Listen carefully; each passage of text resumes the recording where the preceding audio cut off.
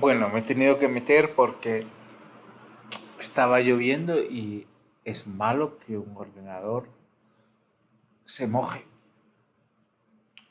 Por cierto, ordenador, término eh, proveniente del francés, ordinateur, creo que se dice. No sé por qué lo tomamos de ahí, porque habría sido más lógico computador o computadora. Como dicen aquí, uy, estoy con las gafas. Como dicen aquí en Hispanoamérica. Pero bueno, misterios del lenguaje. Termino aquí indoors con un bloque de cine que siempre es mi tema favorito. Se lo voy a dedicar a una peli de Sergio Leone que en italiano, y me disculpan porque no domino ese idioma, creo que se llama C'era una volta in West. O sea, érase una vez en el oeste, que en Estados Unidos se llamó Once Upon a Time in West. No in the West, creo, sino in West. Y en España, no sé, se llamó Hasta que llegó su hora. Bueno, ya sabéis que en España durante mucho tiempo los títulos se tradujeron con suma libertad, llevando a situaciones muy, muy cómicas. Bueno, érase una vez en el oeste. El penúltimo western de Sergio Leone, después de la celebérrima trilogía del dólar, que le dicen, que se compone de Por un puñado de dólares, perdón, vocalicemos, Por un puñado de dólares. La siguiente se llama Por un puñado de dólares más, que en España fue La muerte tenía un precio. Y la tercera se llama El bueno, el feo y el malo, que no tiene a los dólares en ninguno de sus títulos, pero se consideraba parte de una trilogía porque el protagonista era nuestro amigo Clint Eastwood. Bueno, después de esta trilogía, Leone decide hacer otra historia épica a gran escala del oeste estadounidense, como ya era El bueno, el feo y el malo, una película que dura 3 horas y pico, sin necesidad, en mi opinión. E incluso por primera vez, en lugar de rodar exclusivamente en España, que era lo que hacía para reducir costes, se va a Estados Unidos a rodar algunas escenas en el conocido Valle de los Monumentos, Monument Valley, en el estado de Utah, muy reconocible por sus formaciones rocosas que hemos visto en docenas de películas del oeste. Bueno, esta peli Érase una vez en el oeste. Es un poco difícil de juzgar porque es que Sergio Leone es un señor muy simpático. Quiero decir, desde el punto de vista artístico. No sé si en lo personal era simpático, que parece que sí. Pero el tipo, como director, cae simpático porque se inventa un subgénero muy divertido, que es el spaghetti western, el cual consiste en hacer historias del oeste, pero desde una óptica muy europea y muy italiana, que obviamente tiene su propia idiosincrasia, no es igual ni muchísimo menos el cine italiano que el cine francés, español o alemán. Tiene muy poquito que ver. tenían su puntito de humor, su puntito de solemnidad impostada. Eran muy curiosas de ver, porque obviamente no tenían la autenticidad del cine de un John Ford o de un Howard Hawks, pero le daban una vuelta muy divertida al género, y luego hubo gente que se enganchó a eso y ya directamente le dio un enfoque cómico, como vemos en las películas de Bud Spencer y Terence Hill, que obviamente no se llamaban así en la realidad. Eh, es difícil de verdad ser duro con Sergio Leone, pero mi labor como, no voy a decir crítico cinematográfico, bueno, no quiero que nadie me adjudique ese título. Pues Carlos Boyero es un crítico cinematográfico y es idiota. Entonces, vamos a decir, mi labor como espectador de cine y como opinador de cine, no sé, llamadlo como queráis, es ser honesto con la gente que ve esto. Que por cierto, este canal tiene ya 1500 suscriptores. Por un lado es muy poquito, pero, o sea, lo ve gente, no son 6 o 7, ya es. Lo ve un cierto número de personas que, bueno, pienso que les interesa mi opinión. Entonces, yo debo ser honesto y decir que los spaghetti western de Sergio Leone tienen bastantes carencias. Por más que sean míticos y que tengan un lugar sentimental en nuestras vidas, sobre todo para las personas que hemos nacido en esos finales del siglo XX y hemos escuchado muy a menudo la música de Morricone, que era un genio increíble. Porque realmente las bandas sonoras de Morricone para estos westerns son mejores que las que hacía Elmer Bernstein o cualquier compositor estadounidense. Es que es así. ¿Por qué? Porque era un genio y sabía captar la atmósfera de esa época mítica y ponerla en unos acordes. Sí, hay bandas sonoras maravillosas del cine estadounidense del oeste, de Bernstein, como acabo de decir, o de, creo que Dimitri Tiomkin hizo la banda sonora de How the West Was Won, La Conquista del Oeste. Hay bandas sonoras maravillosas, pero realmente las mejores han sido las de Morricone, las de esas 5 películas del oeste que hizo con Leone. Entonces, obviamente hay una simpatía hacia el género. Está Clint Eastwood ahí, que es una leyenda del cine, y él se da a conocer en estos spaghetti western de Leone. Entonces, para mí sería sumamente fácil decir, bueno, Érase una vez en el oeste es un peliculón que lo rompe y que es una gran experiencia cinematográfica. Eh, es una peli correcta, muy disfrutable, pero voy a dar mi opinión ponderada. Primer tema. Pienso que cualquier director que te hace una peli de 3 horas o más, esta creo que es un poquito menos, pero anda por ahí, 2 horas 50 o 2 horas 47, no está entendiendo el formato cine. Los formatos audiovisuales existen por algo.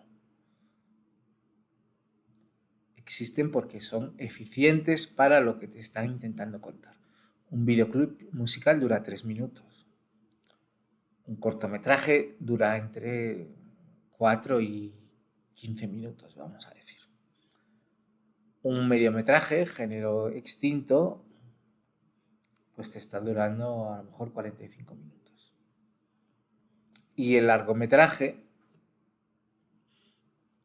en sus primeras manifestaciones, allá por los años 20, digamos, duraba entre 1 hora y 1 hora y media. Y realmente no quedaba nada por contar. Había planteamiento, nudo y desenlace. No es que uno dijera, uy, es que a esta historia le faltan 10 minutos o le faltan 20 minutos. Algo que he dicho muchas veces es que una película muy bonita con Barbara Stanwyck que se llama All I Desire, todo lo que deseo, dura 1 hora 10 y cuenta una historia rica y compleja sin que se eche nada a faltar porque tiene una economía narrativa. Y la duración ideal del formato largometraje está entre 70 y 90 minutos. Si metes más es porque hay algunas exigencias de vistosidad narrativa. A lo mejor en una historia bélica o épica hay que meter escenas de batallas. Es comprensible. Pero cuando te acercas a la barrera de las 2 horas, 1 hora 50, 2 horas, es que ya no estás rebasando los códigos del formato. Siempre hay excepciones, pero no hay que tomarlas como excusa para justificar que ya las películas duren por norma 2 horas 10 minutos. David Lean te puede hacer un Lawrence de Arabia de 2 horas y pico porque tenía muchas cosas que decir a un nivel visual y narrativo. O tú puedes hacer, no sé, una serie de películas donde se justifica esas 2 horas. Pero eso debe ser la excepción, no la norma, como hoy día. Y Leone te mete 3 horas en historias que son sumamente simples, a un nivel casi infantil. Sus historias son de fulanito quiere el oro que está en tal sitio, en un banco o enterrado no sé dónde. O se quiere vengar del que mató a su familiar X. Son historias que se pueden resumir en 3 minutos. Pero Leone, como a muchísimos directores que empiezan humildemente y que luego ascienden artísticamente a base de su talento, le ocurre que identifica complejidad narrativa con metraje. Eso es un error. Eso es un error. Una película no es mejor por durar más.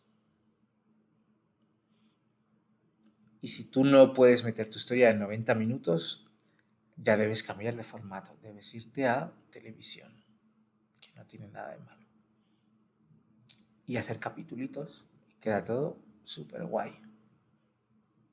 Eso es algo que a partir del año 2000 y poco lo ha entendido ya todo el mundo y no hay ningún deshonor en contar tu historia en formato televisivo. Te explayas tranquilamente, te tomas tus 3 horas, 4, 5, las que hagan falta, en capítulos. Pero si tú metes a gente en una sala de cine y no eres capaz de contar lo que tienes que contar en 90 o 100 minutos, es que no estás dominando el formato. ¿De acuerdo? Y Leone, en El bueno, el feo y el malo, se tira 3 horas para contar una historia de encontrar un tesoro. Totalmente injustificado. Y le pasa lo mismo en esta historia de Érase una vez en el oeste, que es excesivamente simple. Trata de una viuda, se queda viuda a los 10 minutos de película, de una señora que se casa con un tipo, un emprendedor, que es un señor que tiene una propiedad en el lejano oeste. Y se casan en Nueva Orleans y el principio de la película es que ella llega ahí al pueblo donde él vive, en el oeste, y cuando llega a la granja donde él vive se encuentra con que lo han matado a él y a toda su descendencia, unos forajidos. No se sabe por qué. Y vemos que hay un empresario muy acaudalado de los ferrocarriles que está implicado en esa historia de algún modo. Y que tiene un sicario, que es el que le hace el trabajo sucio, que se llama Frank, y que lo interpreta Henry Fonda. Casi todo el reparto es estadounidense. Y a este Frank lo anda buscando el personaje de Charles Bronson, que se llama armónica porque lleva una armónica. Está eso muy bien razonado. Y luego hay otro personaje que es un tipo que se llama Cheyenne, que lo interpreta el gran actor. A ver, no quiero decir mal el nombre. Eh, Jason Roberts. ¿Listo? Son personajes que están bien, todos. Tanto el de la viuda, que es Claudia Cardinal, hermosa, bellísima, como Fonda, Bronson y los demás. Pero la historia se puede haber contado perfectísimamente en hora y media. Es una historia muy básica de venganza y de disputa de una propiedad. No tiene más. No tiene más. Pero ahí Leone ya se consideraba un buen autor. Yo no sé si tenía envidia de Fellini o qué, y quería ganar Oscars. Pero vamos, está muy hinchada la historia. Luego hay un tema con estos spaghetti westerns muy problemático, que es el sonido. Todos estos espaguetis están grabados sin sonido directo, todo se hace en postproducción, que es algo que se hacía mucho en España y yo vi hacer a mi padre en el puñadito de películas que hizo. No grabar con sonido directo. Es un error y le resta mucha autenticidad al cine. Los americanos, que siempre han sido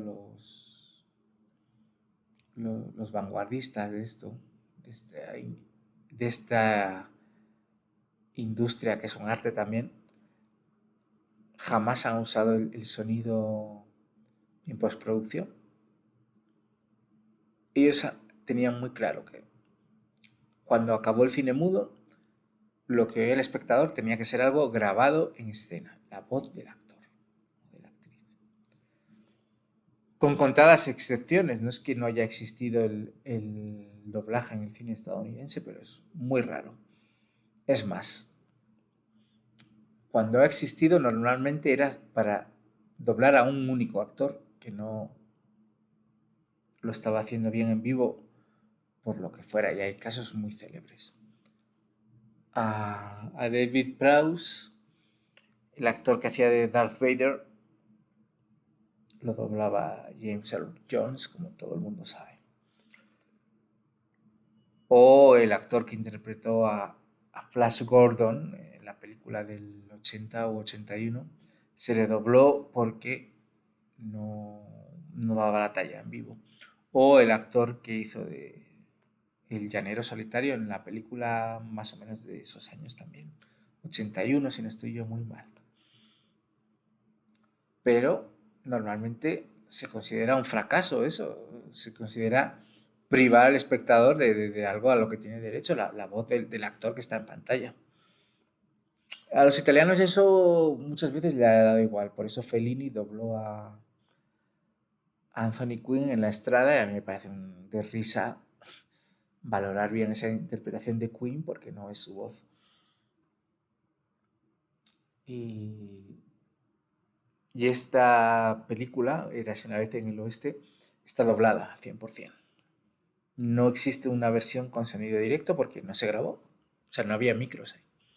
Entonces tienes la versión en español, la versión en italiano y la internacional, que es la que vi yo, en inglés.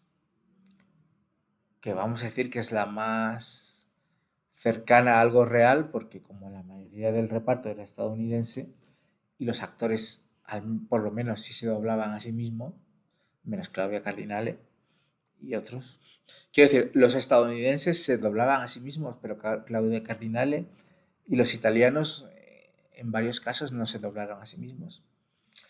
Lo que os quiero decir con todo esto es que a la peli le falta autenticidad sonoramente. Se ve que es todo enlatado.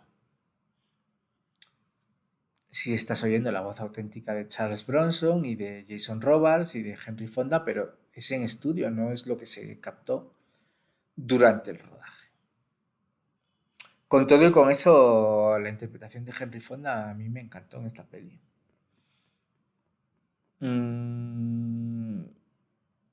Pienso que es un error cuando los actores se encasillan, sobre todo si tienen rango actoral. Y Henry Fonda siempre hizo de bueno, y en este caso hizo de malo.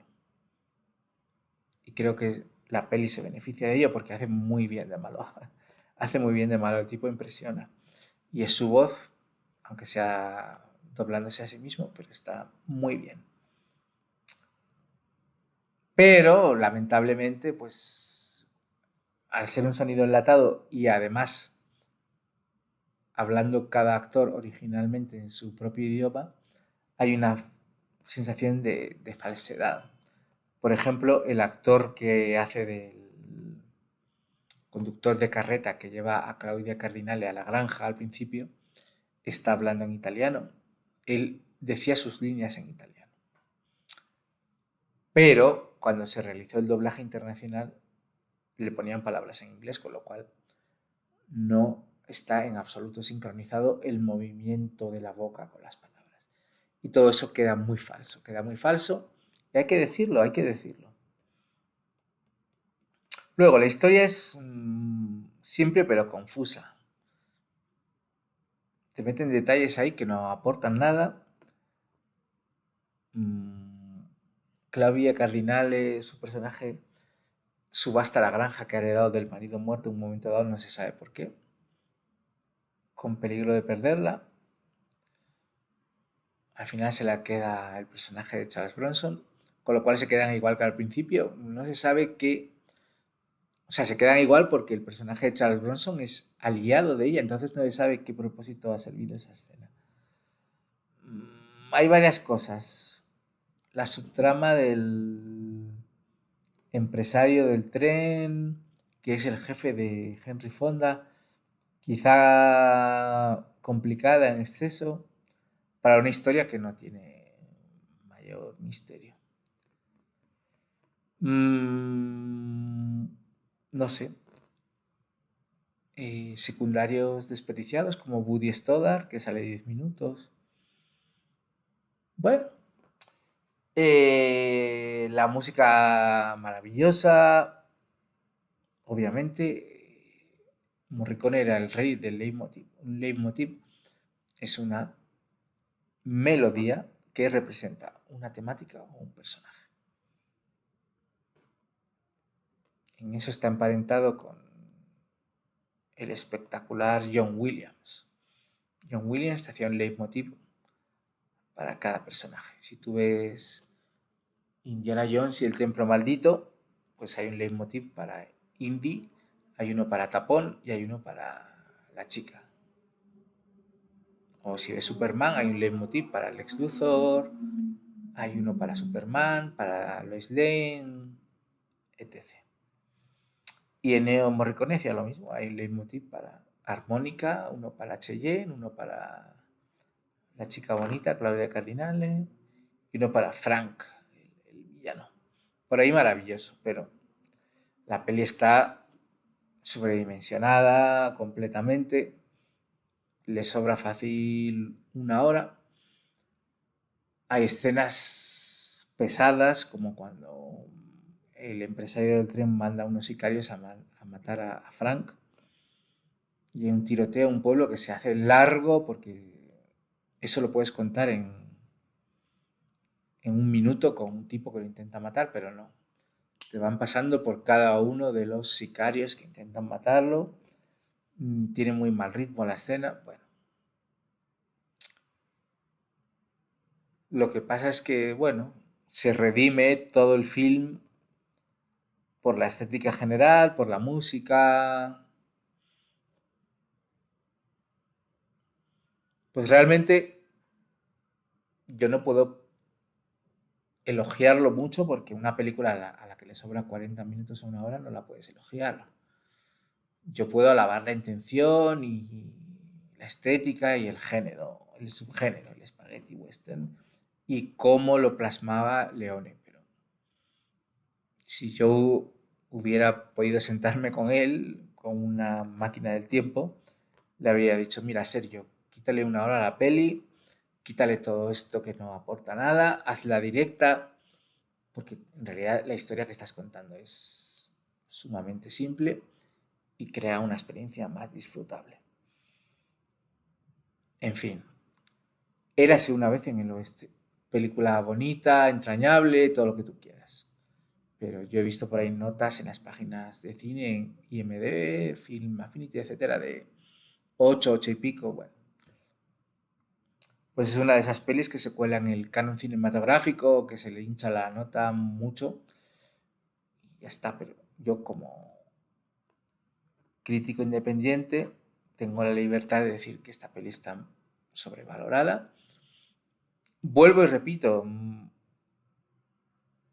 dándole todo el mérito al director y al compositor y a todo el contexto cultural, pero esta no es una peli de 8 ni de 9, es una peli correctita, disfrutable, con cosas de verdad hermosas, pero que bueno, pues ya tenía las carencias propias de un director que había perdido bastante la perspectiva. Igualmente recomiendo verla, no es ni mucho menos tiempo perdido. Y ya, bueno, pues me he tirado 27 minutos para una crítica de una peli. No está mal, no está mal. La próxima crítica será más larga o más corta, según los méritos y el interés de la película. Aquí termina esta entrega de la Edad de Hierro, que creo ha quedado interesante. Os mando un abrazo. Vienen tiempos muy interesantes. Nos veremos pronto.